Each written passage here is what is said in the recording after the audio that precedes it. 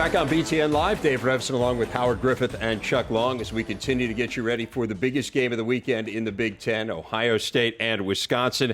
Happy to be joined now by the head coach of the Buckeyes, Urban Meyer. And, Coach, it's amazing the consistency of this team. I mean, you're still unbeaten in your time at Ohio State. I'm curious, with two big games looming here over the next 2 weeks, how have you been able to consistently get this team ready week in and week out?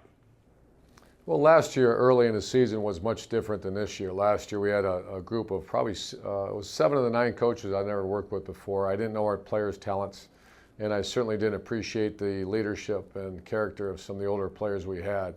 So last year I had no idea. After this time last year, I thought we're looking at a 7-5, 8-4 type team, and my goodness, the character and leadership of those older players really surfaced. So this year is much different.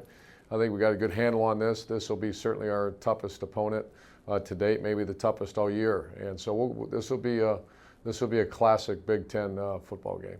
Coach, looking at the game this weekend, Wisconsin has a new 34 defense this year. What kind of problems does that 34 defense pose for your offense?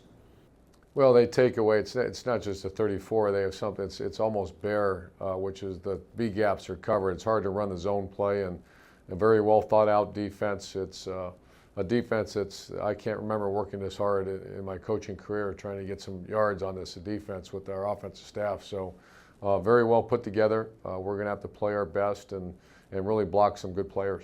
Coach, you talk about having to really face this defense and what the challenges they pose, particularly when it comes to the reads. So with that being said, how much of the practice schedule this week has Braxton Miller been able to be involved with so that he's able, if he's able to go, be able to make the right reads?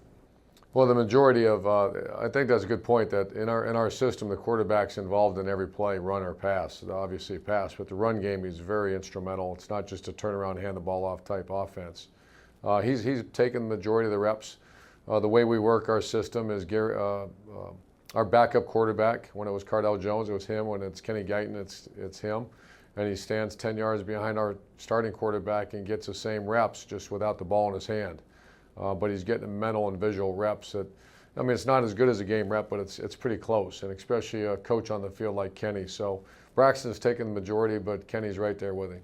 It's BTN Live. Urban Meyer joining us, Dave Revsine, Howard Griffith, and Chuck Long. Coach, flipping over to your defense now, you guys have faced some spread teams coming up to this game. You've had some time now to work on Wisconsin's offense. Does your game plan tweak or change a little bit because of their two-back run game? Yeah, it's unlike anything we've done this year. Very similar to what they ran a year ago. I think they're performing at a very high level. These two running backs, I don't know if there's been a school or staff recruit better than Wisconsin as far as running backs the last couple of years, at least the ones I've seen.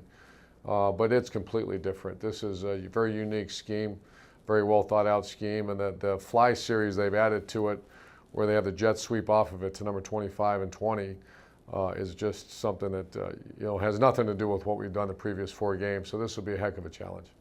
Coach, when you talk about that, being able to defend the jet sweep, do you anticipate having to add some extra guys to the box because you have a talented secondary, so you might have the liberty of adding those extra linebackers down? Well, their interior run is obviously well documented. It's probably as good as there is in the country. What the jet sweep adds to you is you have to pull a guy out of the secondary to edge the defense, and that makes you susceptible to play action pass. If you're going to pull a guy out of the interior, that's going to make you very susceptible to the inside. So it's a complicated, well thought out scheme, and once again, it's the most important that they have good players. You can have a jet sweep to a guy that's not very good, and it's not that big a deal, but you miss a tackle with this guy and he's gone. Coach, you've been through this before, but what's it like to be on the opposite sideline from someone who you've worked with? I think leading up to it's kind of neat. In the off season, we'll talk and all that, but it has really no bearing on. Other than I have a lot of respect for him. I know there's guys. You watch. I have Charlie Strong and Dan Mullen and some other great coaches that we've worked together, and I just like the fact that they do it the right way. Their kids play hard. That's a sign that those players know those coaches care about them, and they're very disciplined and well coached. So I'm very proud of Gary and happy for him. I know it's just a year together, but what stood out about him in your time together? His genuineness, whether it be a relationship with me, our staff, but him and his wife are family people that they care about players, and that's the one thing I've always looked for when I hire a coach is someone genuine, someone who, because those players are too smart nowadays now. Just hey, go run through a wall for me. Not going to happen unless they know you care about them. That's Gary's greatest strength. The head coach of the Buckeyes, Urban Meyer. Again, Coach, really appreciate your time. Thanks. Have a great day.